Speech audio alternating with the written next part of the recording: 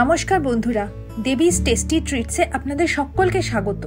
আজকে আমি নিয়ে এসেছি একটা পনিরের রেসিপি, যেটা কিনা একদম নিরামিষ, পেঁয়াজ রসুন ছাড়া খুব কম সময়ে তৈরি হয়ে যায় আর খেতেও কিন্তু দারুণ টেস্টি।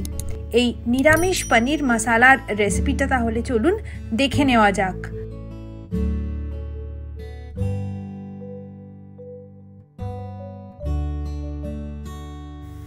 নিরামিষ পনির মশালা রান্না করার জন্য আমি নিয়েছি 200 গ্রাম পনির। পনিরটা আমি ভাজিনি, কিন্তু আপনারা চাইলে এটা ভেজে একটু গরম নুন জলে ডুবিয়ে রাখবেন। এছাড়া নিয়েছি কিছু গরম মশলা আর ভেজানো কাজু। এখানে আমি নিয়েছি 3-4টে এলাচ, 3টে লবঙ্গ, অল্প একটুখানি গোলমরিচ, দারচিনি আর জয়িত্রী নিয়ে আমি একটু খুব হালকা করে রোস্ট করে নেব। তারপর আমি এটা মিক্সিং জারে নিয়ে নিচ্ছি আর এর সাথে নিয়ে নিচ্ছি 10-12টা কাজু বাদাম নিয়ে একটা মিহি পেস্ট তৈরি করে নেব। আর একটা পেস্ট আমাদের লাগবে 2টো টমেটো, 1 ইঞ্চি আদা আর 2টো কাঁচা লঙ্কা। আমি একটা মিক্সিং জারের মধ্যে নিয়ে আমি এটাকে পেস্ট করে নেব।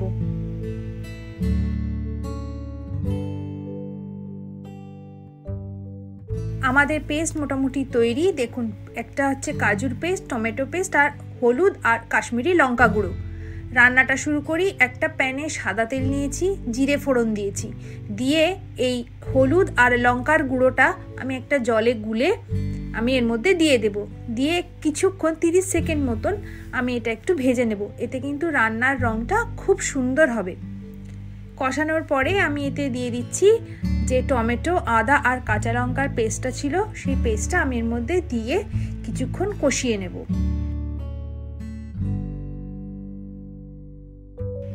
এতে আমি দিয়ে দিচ্ছি 1 চামচ ধনের গুঁড়ো, দিয়ে আমি আবার এটা খুব ভালো করে মিশিয়ে দেব।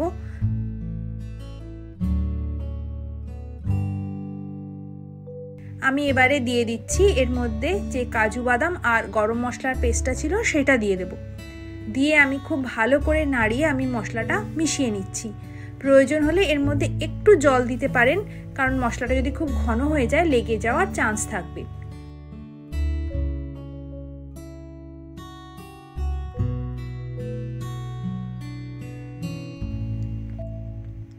এবারে এতে দিয়ে দিচ্ছি স্বাদ মতন লবণ আর একটু চিনি। এই রান্নাটাতে কিন্তু চিনি অবশ্যই দিতে হবে।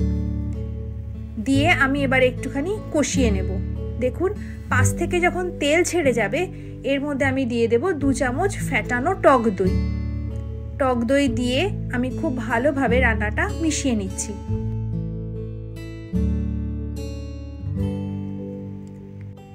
এবারে আমি এর মধ্যে দিয়ে দেব পনির। পনিরগুলো আমি এখানে কাঁচা অবস্থাতেই দিয়েছি, আপনারা চাইলে একটুখানি ভেজে নেবেন। নিয়ে অবশ্যই কিন্তু নুন জলে আপনারা এটা ভিজিয়ে রাখবেন, না হলে কিন্তু এটা রবারের মতন শক্ত হয়ে যাওয়ার চান্স থাকে।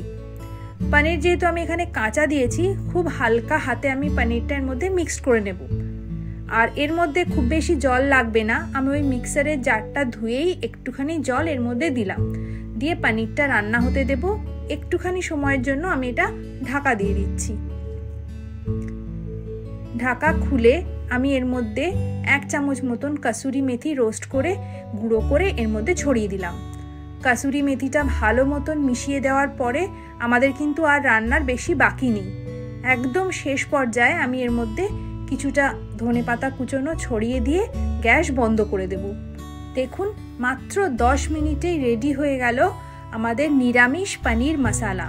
ভাত, রুটি, লুচি, পরোটা, পোলাও যে কোনো কিছুর সঙ্গে কিন্তু এটা দারুণ ভালো লাগবে। রেসিপিটা ভালো লাগলে পরে আমার চ্যানেলটা কিন্তু অবশ্যই সাবস্ক্রাইব করবেন আর লাইক দিতে ভুলবেন না। আজকের মতন আসি, টাটা।